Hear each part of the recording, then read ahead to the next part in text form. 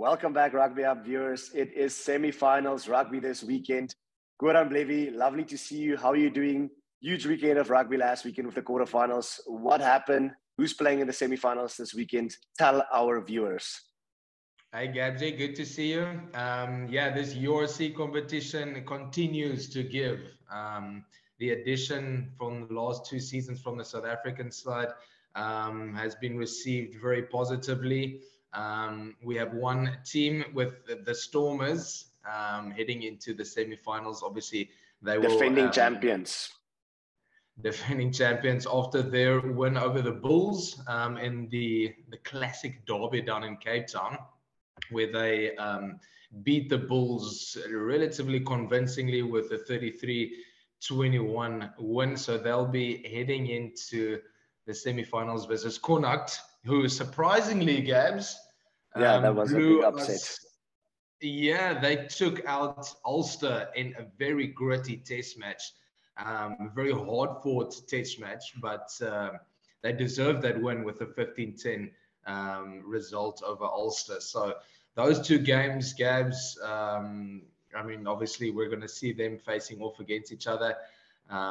But those were two big ones. And then obviously the Leinster, as we predicted, Gabsy, would be too strong for the Sharks. And so it was. The Shark looked helpless against Leinster, who is a quality, well-oiled machine at this point. Obviously, we've mentioned it now off the podcast. They are probably the best club in the world for quite a period right now in terms of their consistency as well. Yeah, and then obviously Glasgow Warriors not being strong enough to beat Munster with a 14-5 win. So actually, Gordy, just a big congrats there to Irish rugby. I mean, they've got 3 teams in the semi-finals. That's quite impressive. But very impressive indeed. Let's switch our attention over to the semi-finals. First game down in Cape Town. You mentioned to me earlier something about the pitch, the windy conditions. Do you think it's going to be a tricky game? It is going to be a tricky game. The Cape Town pitch at the Cape Town Stadium already is known for not being relatively well suited for rugby, if I can put it that way. You can see whenever they scrum, the turf tears up a little bit. But now, obviously, coming towards the end of the season, I've heard that the pitch is on its last resort, so that's definitely going to be a factor coming into this game. And then obviously some windy conditions that are expected in that game as well. So they'll be facing Connacht in Cape Town. If Ulster were to beat Connacht in that quarterfinals, the Stormers would have to travel to go play Ulster. But since that result, Connacht will have to come down and do their magic against the Stormers. That's going to be a tough ask of Connacht. I think, honestly, the Stormers has been in excellent nick. And also, Manie Lebok has found some form of the kicking tee as well. Sure. It's going to be windy conditions. But if the Stormers were to be anything close to how they were playing against the Bulls, I think they will definitely be too strong for Connacht traveling to come and beat them down in Cape Town. Mm. Gabs, also good to note is the fact, you mentioned Manie Lebok. I mean, he was man of the match in that game versus the Bulls and really stepped up when it was time for him to step up. He kicked 7 out of 7 off the tee. So that's obviously going to be a very important factor going into this semi-final. It's knockout rugby. You have to nail your kicks. So let's hope that he's unsung. And as well, Jack Carty for Connacht, who's also been very good off the boot, slotting 5 penalties, all 5 penalties under a lot of pressure to beat Ulster in Belfast. So Connacht also has some big names, Bundi Aki as well. If he comes, I've seen he's in the traveling squad as well. Unfortunately, team sheet's not being out yet, so we can't dig too much into that. But I think if Connacht, if Connacht comes and they really play with their hearts out, you can't write them off. It's knockout rugby. But if I'm honest, I'm definitely going to back the Stormers here. And I think they've just been in phenomenal form all season long. They've had that loss against Exeter, but other than that, they've been playing phenomenal rugby. Yeah, but it is interesting to note because, I mean, Connacht is not a side that maybe gets all the glory, but if you look at some of their stats, it's quite incredible because, for instance, their line-out steals that, what's that lock's name? Murray or something like that. He's got the most line-out steals in the URC with 16 this season, and his lock partner in Josh Murphy is third with 8 steals. And if you think about, you reckon they're definitely going to target Mr. Dweba's throws, I guess. Put a bit of pressure on the lineouts. And Joseph Dweba's throwing has not been pinpoint. Let's be 100% honest. It has been his Achilles heel in his game. He was decent against the Bulls, though. I have to give him credit. He's definitely working hard off the field. You can see that. So, but I agree with you. I definitely think they will try to expose the 1 or 2 weaknesses of the Stormers, which, yeah, I mean, that's the only way they could get themselves into this game, if you ask me. If they would give the Stormers, some room and allow the Stormers to play the kind of rugby they've been playing all season long, which is basically champagne rugby, I don't think you will beat them. Yeah, look, the Connacht will want to stop the maul of the Stormers. And they'll probably do that by trying to steal their lineouts with their, obviously, those 2 locks of them performing extremely well. And then on the other side of it, again, Gabsy, is the scrum. And that is where the Stormers should have the upper hand.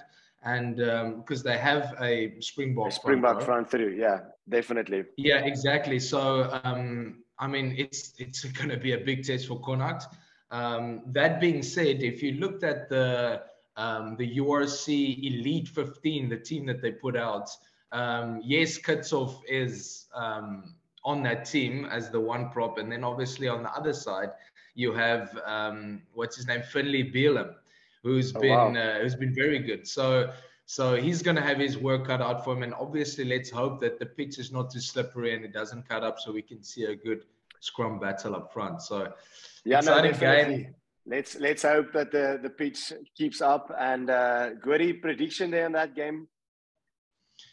Gabsy, yeah. I think the Stormers will win just because it's home ground advantage, but it's going to be a much more hard-fought game than we think. I think Connacht is a very gritty team. They work for everything, and that's how they beat Ulster as well.